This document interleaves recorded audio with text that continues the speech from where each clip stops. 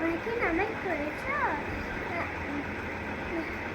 আমার ভাই আসলে আমরা জুম্মা জুম্মা জুম্মা নামাজ পড়বো।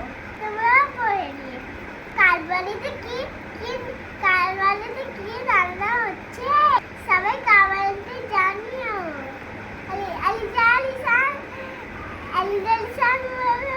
ব্লগ ভালো লাগছে